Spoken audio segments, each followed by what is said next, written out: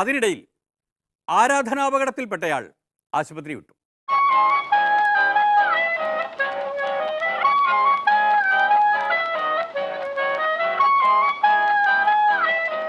കാര്യം ഒരു MRI സ്കാനും കൂടി നടത്തി. പക്ഷേ നമ്മളുടെ ഒരു ആസ്പത്രിയിൽ മറ്റേവരും ബുക്കിംഗ് ഉണ്ടായിരുന്നല്ലോ, അതെല്ലാം കഴിഞ്ഞിട്ടാണ് എൻ്റെ ആയത്. ആ MRI ക്ലിയറാണ്. അപ്പോൾ മെഡിക്കൽ ബോർഡ് കൺവീൻ ചെയ്തിട്ട് എല്ലാ ഹെഡ് ഓഫ് ഡിപ്പാർട്ട്മെൻറ്റ് തീരുമാനിച്ചു എന്നെ റിലീസ് ചെയ്യാം. കുറച്ചൊന്ന് രണ്ട് ദിവസം കൂടുതൽ സ്റ്റെയിൻ എടുക്കണമെന്ന് പറഞ്ഞപ്പോൾ ഇന്ന് വൈകുന്നേരവും നാളെയും പ്ലാൻ ചെയ്ത പര്യടനം ഒഴിവാക്കേണ്ടി വരും. പക്ഷെ വേറെ പ്രോഗ്രാംസിൽ പങ്കെടുക്കാൻ എൻ്റെ ആഗ്രഹമുണ്ട്. അതിനെന്താ, ഇനി പങ്കെടുക്കാലോ, തുടങ്ങുകയല്ലേ. എന്തായാലും ഞാൻ വീണ്ടും ഇറങ്ങി എല്ലാവരോടും പറയൂ, പിന്നെ ഞാനുണ്ട്. ഇന്ന് രാവിലെ ശ്രീ ദിവാകരൻ എന്നെ വലിയ മര്യാദയോട് വിളിച്ചിട്ട് പറഞ്ഞു, ഇംഗ്ലീഷിലാണ് പറഞ്ഞത്, ഡോണ്ട് ബി ഡിമോറലൈസ്ഡ്. അപ്പോൾ ഞാൻ പറഞ്ഞ ഡിമോറലൈസ്ഡ് അല്ല, ഞാൻ ആത്മാർത്ഥയോടെ ഇറങ്ങാൻ തയ്യാറാണ്. അപ്പോൾ ആ സ്പിരിറ്റിലാണ് ഞാനിപ്പോൾ. ഇന്ന് രാഹുൽ ഗാന്ധി വരുന്നു, അത് കഴിഞ്ഞിട്ടുള്ള എല്ലാ പ്രവർത്തനവും ഈ പ്രചരണത്തിന് വേണ്ടിയിട്ട് നമ്മുടെ സന്ദേശം ജനങ്ങൾ. അല്ല, സത്യത്തിൽ എന്താണ് അവിടെ ഉണ്ടായത്, ഓർമ്മയുണ്ടോ? നോക്കൂ, ഞാൻ ഒന്നും കണ്ടില്ല. ഞാൻ അതിലിരിക്കുകയായിരുന്നു, ദൈവത്തിനെ പ്രാർത്ഥിക്കുകയായിരുന്നു. ഒരു ദീപാരാധന നടക്കുന്ന സമയത്താണ് അങ്ങനെ പെട്ടെന്ന്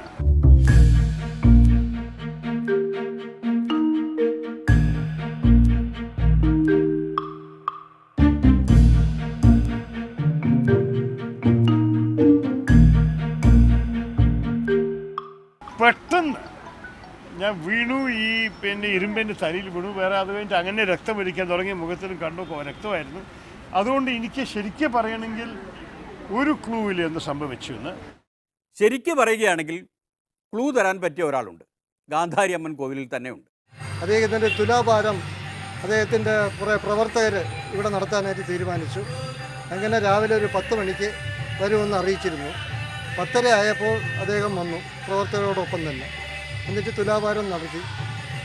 ദർശനം കഴിഞ്ഞിട്ട് തുലാഭാരത്തിൽ പങ്കെടുത്തിട്ട് അദ്ദേഹത്തിന് ഇരുത്തിയിട്ട് 100 കിലോ പഞ്ചസാരയാണ് അതിൽ വച്ചിട്ടുള്ളത്. 100 കിലോ പഞ്ചസാരയുടെ വെയിറ്റ് അദ്ദേഹത്തിന് ഇല്ലായിരിക്കാം, എനിക്ക് ഞാൻ വിശ്വസിക്കുന്നില്ല. ഒരു വെയിറ്റ് ഇരിക്കട്ടെ, വെയിറ്റ് കുറക്കണ്ട എന്ന് കോൺഗ്രസ്സുകാർ കരുതിയതായിരിക്കാം. സാധാരണ അമ്പലത്തിൽ വെച്ച് തുലാഭാരം നടത്തുമ്പോൾ അമ്പലത്തിലുള്ള ആൾക്കാരാണ് അത് അറേഞ്ച് ചെയ്ത് കൊടുത്ത് ഇരിക്കാൻ പറയുകയും ചെയ്യുന്നത്. ഇത് പ്രവർത്തകർ തന്നെ ആവേശത്തോടുകൂടി അദ്ദേഹത്തിനെ പിടിച്ചിരുത്തുകയും ഇത് പഞ്ചസാര എടുത്ത് അടുത്ത തട്ടിൽ വയ്ക്കുകയും ചെയ്തു. എന്നിട്ട് സാധാരണ ഇത് വെച്ചിട്ട് ത്രാസൊന്ന് അനക്കണം. അത് അനക്കിയപ്പോൾ അനക്കം അല്പം കൂടിപ്പോയി. പ്രവർത്തകരാണ്, ഒരാൾ അലക്കി പിന്നെ അടുത്ത ആളാക്കി പിന്നെ ഫോട്ടോ എടുക്കുന്നതിൻ്റെ ബഹളം ഇതൊക്കെ കൂടെ ആയപ്പോൾ ഇതിന് കണ്ണി ഒന്ന് നൂന്നു. ഇങ്ങനെ വന്നു വീഴും. ആരാണ് എന്നല്ലേ, ഗാന്ധാരിയമ്മൻ കോവിലിൻ്റെ സെക്രട്ടറിയാണ് RP നായർ. പലവരും ഇതിനെക്കുറിച്ച് കുറച്ചൊരു അപ്സെറ്റാണ്. എൻ്റെ അമ്മ പറഞ്ഞു, ഞാൻ 83 വയസ്സായ സ്ത്രീയാണ്, എൻ്റെ ജീവിതത്തിൽ തുലാഭാരം പൊട്ടുന്നത് ഞാൻ കേട്ടിട്ടില്ല, ഇതെന്താണെന്ന് അന്വേഷിക്കണം. DCC പ്രസിഡൻറ്റും അങ്ങനെ പോലീസിനൊരു എഴുതിയിട്ട് ഒരു അന്വേഷണം നടത്തണമെന്ന് പറഞ്ഞിട്ടുണ്ട്. അതാണ് എൻ്റെ അഭിപ്രായത്തിൽ നല്ലത്. ഞാനല്ലെങ്കിൽ നാളെ വേറെ വല്ലവർക്കും ഇത് സംഭവിക്കാൻ സാധിച്ചിട്ടുണ്ടാവുമോ, അതോ ഇത് പ്രത്യേകിച്ച് ഒരു വേറെ വല്ലതായിരുന്നോ, ഇതൊക്കെ കണ്ടുപിടിക്കണം. വേറെ വല്ലതും എന്ന് പറഞ്ഞാൽ ഭീകരാക്രമമോ മറ്റോ ആണോ എന്തോ. ഗാന്ധാരിയമ്മൻ കോവിലിൽ ഇതുവരെ ഇങ്ങനൊരു സംഭവം നടന്നിട്ടില്ല. വിലക്കുറവോ പഴക്കമോ ഒന്നും ഇല്ലാത്ത തടസ്സമാണ്. എന്തായാലും ദൈവത്തിൻ്റെ കടാക്ഷം. എനിക്ക് ശരിക്കും ഇങ്ങനെയൊരു ഇഞ്ചറി ഭയങ്കര ബാധിക്കാൻ സാധിക്കുന്ന ഒരു ഇഞ്ചറിയാണ്. പറഞ്ഞാൽ ഓപ്റ്റിക് നെർവ് നമ്മൾ കാഴ്ച പോകാൻ സാധിക്കുന്നുണ്ടാവും, അല്ലെങ്കിൽ ബ്രെയിനിൽ അടിച്ചു കഴിഞ്ഞാൽ ലൈഫ് ടൈം ഡാമേജ് ഉണ്ടാകാൻ സാധിക്കും. ഇതൊന്നും സംഭവിക്കാതെ എൻ്റെ ശരിക്കും ഞാൻ ദൈവത്തിന് നന്ദി കൊടുക്കുന്നു. പ്രാർത്ഥിക്കുന്ന സമയത്താണ് സംഭവിച്ചത്. ഒന്നും എനിക്ക് കുറച്ച് വേദനയും ഒരു 1-2 ദിവസത്തെ നഷ്ടം മാത്രമേ ഉണ്ടായിട്ടുള്ളൂ. അതിന് ഞാൻ പിന്നെ ഒരിക്കലും കൂടി എന്നെ സ്നേഹിച്ച എല്ലാവർക്കും ഞാൻ നന്ദി പറയുന്നു. ഈ 9 സ്റ്റിച്ചാണ് ഇത്ര ഇപ്പോൾ തലയിലുള്ളത്. ആ 9 സ്റ്റിച്ച് 5-6 ദിവസം അതിന് വേദന അനുഭവിക്കേണ്ടി വരും. അതുകൊണ്ട് അത് മാറ്റിക്കഴിഞ്ഞാൽ പിന്നെ എല്ലാം നോർമലാവുമെന്നാണ് ഡോക്ടർമാർ പറയുന്നത്.